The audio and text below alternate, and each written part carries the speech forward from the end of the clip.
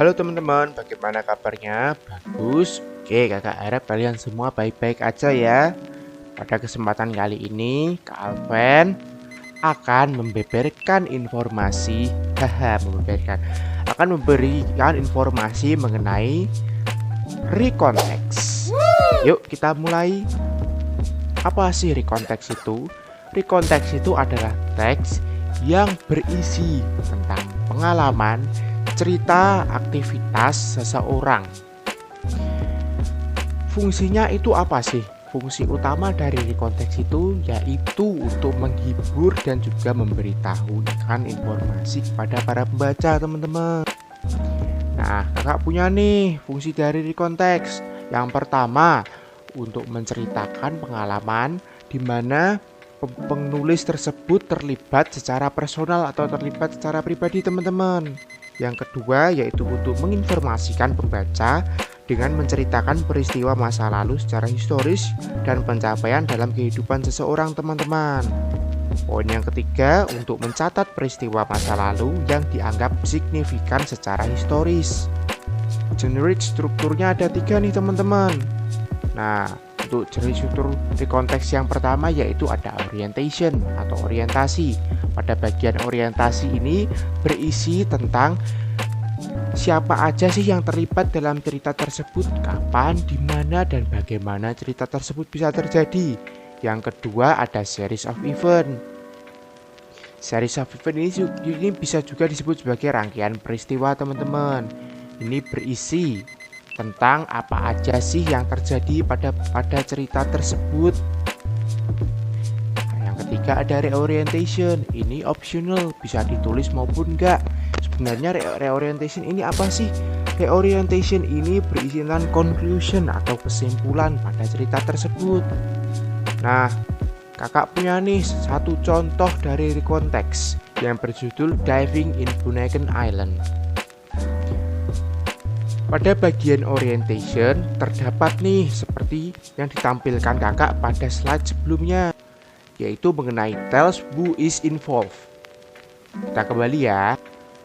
Nah, yang involved di sini yaitu adalah I, dan di mana itu terjadi di Bunaken Island, teman-teman.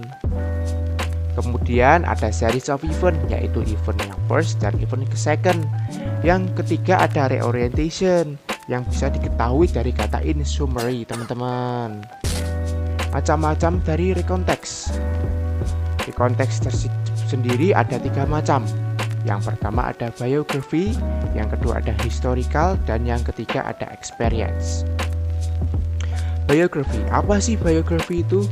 Biography itu adalah teks yang ditulis tentang kisah hidup seseorang. Biasanya seseorang tersebut adalah seseorang yang terkenal. Kakak punya contoh nih. Contohnya adalah kisah hidup dari R.A. Kartini. Teman-teman bisa pause ya. Nah, yang kedua ada historical recon. Historical recon ini adalah teks yang berguna untuk menjelaskan dan menceritakan ulang kisah masa lalu yang sesuai fakta atau faktual yang memiliki nilai historis, teman-teman. Nah, historical recon ini tidak seperti personal recon. Kenapa?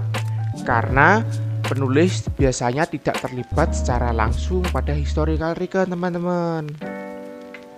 Yang ketiga nih, sebelum ketiga kakak punya contoh nih, yaitu contoh proklamasi kemerdekaan Indonesia, teman-teman. Teman-teman bisa pause ya. Oke, kita lanjut nih. Yang ketiga ada experience atau personal context, yaitu berdasarkan pengalaman pribadi penulis, teman-teman. Nah, kakak punya contohnya nih, bisa di pause ya. Ini judulnya fishing, yaitu menceritakan tentang pengalaman pribadi penulis atau pengalaman pribadi saya waktu saya memancing, teman-teman. Nah, kakak punya soal nih buat teman-teman. Teman-teman bisa dijawab ya. Bisa jawab di kolom komentar jawabannya apa. Lalu kita cocokkan ya. Oke. Nah, soal yang pertama. In which organization did Otto struggle for equality in working areas? Silahkan teman-teman mengamati dan berpikir terlebih dahulu.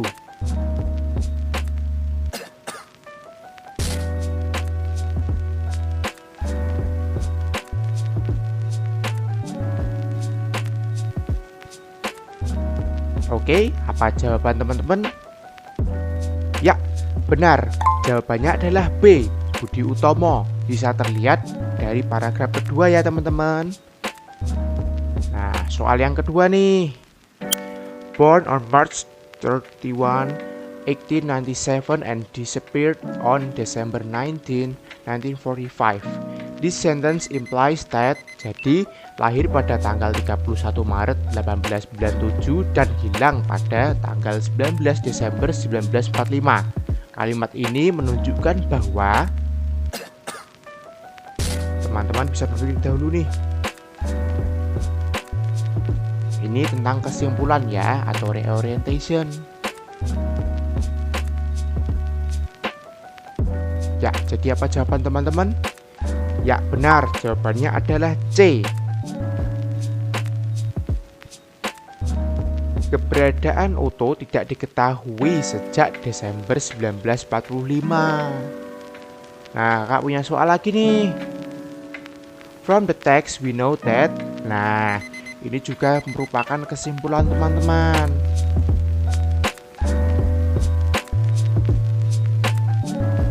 Apa jawaban teman-teman? Ya, yang benar adalah A. Otto took part in realizing Indonesian independence. Ya, kita beralih ke soal berikutnya. The organization was engaged in education. What is the synonym of the underlined word? Apa sih sinonim dari engage itu?